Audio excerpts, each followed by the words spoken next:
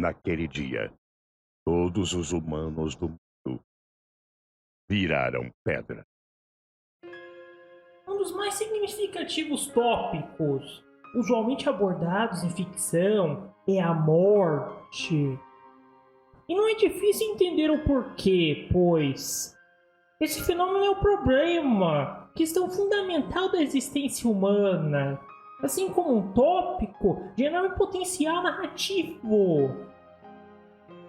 Em ficção, o fim da vida é retratado rotineiramente com enorme enfoque e conteúdo simbólico. Morrer sempre tem significado, um propósito e importância. Então, nesse vídeo eu quero caracterizar Dr. Stone como um trabalho sobre a vida e seu paradoxal momento mais significativo, o fim. Agora, minha tentativa de interpretar o anime parece até bizarra, já que em Dr. Stone absolutamente ninguém morre. O que é exatamente o ponto da história? A obra estabelece mundo, conflitos e até evolução narrativa para marcar que seguimos um cenário de enormes perigos, com ameaças existenciais à vida e civilização humana. Contudo, essa é uma narrativa sobre salvar o mundo, onde a preservação da vida de todas as pessoas figura como grande objetivo. Então, como esse é o real conflito na história, eu quero demonstrar como todos os principais antagonistas representam variações e diferentes perspectivas de certa proposta. Todos compartilham a crença que mortes são algo necessário, inevitável, ou até positivo pela busca de seus respectivos ideais. Tsukasa é o mais relevante antagonista já apresentado. O momento que inicia o conflito dele contra Senku é paradigmático para muitas questões da história. Temos aqui um assassinato que modifica profundamente a dinâmica dos personagens e a natureza dos eventos a seguir. Tsukasa acredita que a vida humana é supérflua. Essa representaria um obstáculo para seus objetivos.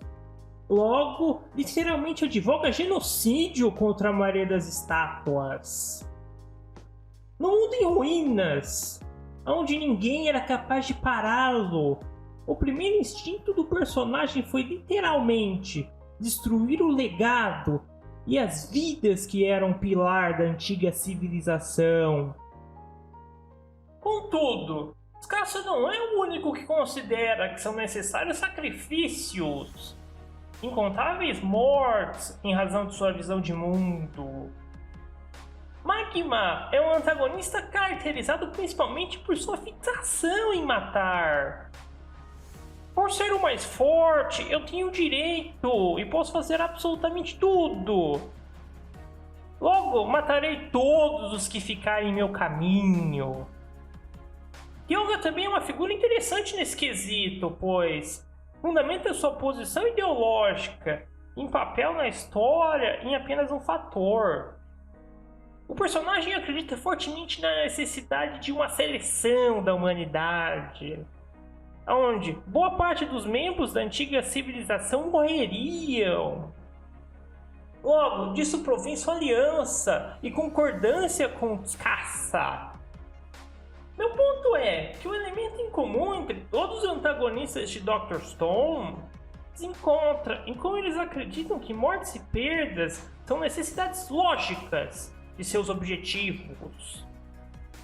Sacrifícios precisam ser feitos pelo que eu acredito, e meus fins justificam os meios.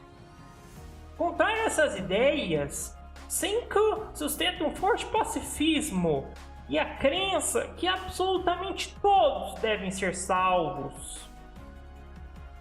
Agora, para elaborar esse ponto, primeiro eu quero ressaltar por que Senku quer salvar todo mundo. Quais são as razões dele para defender o pacifismo e o valor da vida humana de forma tão absoluta? por que nenhum sacrifício em Dr. Stone pode ser tolerado ou permitido? Entender o valor da vida de absolutamente qualquer um que habita esse universo é uma questão de inegável importância no mangá. O método mais fácil de responder essa pergunta é pensar que humanos importam no anime, pois tais são raros e simplesmente não existem muitos deles. Humanidade é um recurso perigosamente em falta. Logo, qualquer plano de reconstrução da civilização ou grande projeto esbarra no fato que não há muitas pessoas para ajudar. Senku está em uma situação em que, apesar de ter uma inteligência e conhecimento científico quase limitado, ele enfrenta condições extremamente limitantes. Simplesmente não existe como se avançar uma sociedade ou criar enormes obras sozinho. Tal circunstância é reconhecida no tratamento dos personagens, os quais são figurativamente introduzidos como recursos, algo que precisa ser obtido pelo reino da ciência. As máquinas, invenções, recursos naturais e até as pessoas, todos recebem a mesma apresentação de RPG, que significa sua incorporação e conquista pelo reino da ciência. Com isso, os eventos do mangá enfatizam como duas questões aparentemente diferentes estão necessariamente conectadas. O objetivo do Senku de restabelecer a ciência e civilização no século XXI literalmente significa o dever de salvar pessoas, proteger vidas e o conhecimento daquela época. Logo, todos os congelados em pedra são parte integral e essencial da ciência que o personagem deseja restabelecer.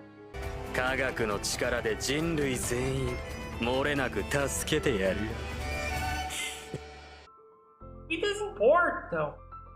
Elas são uma fonte de enorme poder e inúmeras possibilidades.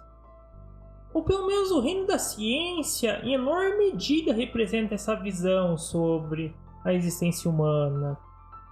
Enquanto descaça, vimos os remanescentes da humanidade apenas um incômodo, a população impossível de ser sustentada e mantida. Tal crença levou o personagem a um projeto de genocídio. Já Senku entendia que pessoas são o futuro, enxergava naquelas vidas um enorme número de possibilidades, oportunidades e até a fonte de seu próprio poder.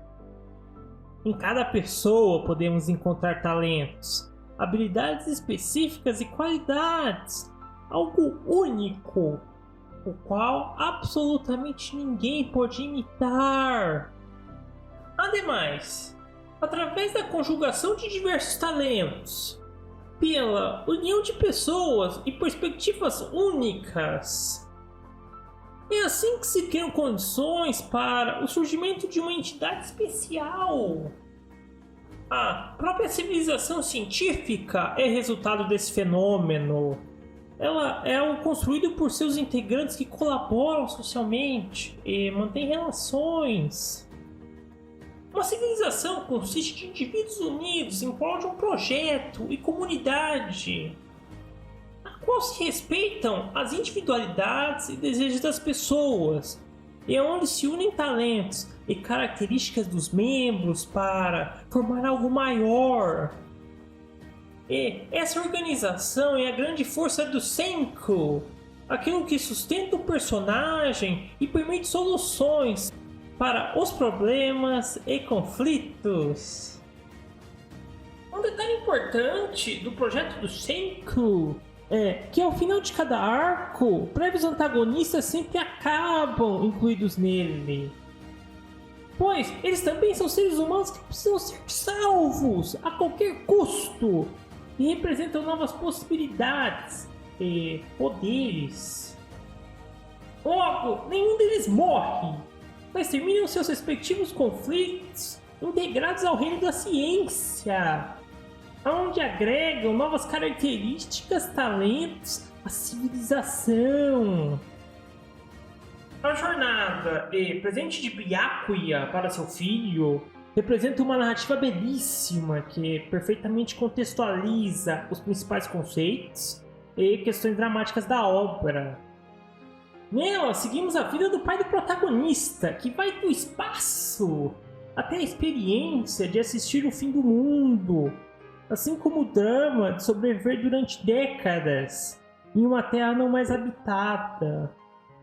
Contudo, tais eventos têm um claro propósito, devido à conquista de algo grandioso nessa jornada. Byakuya realizou uma desesperada luta para manter a chama e a existência da humanidade em um mundo inóspito e hostil.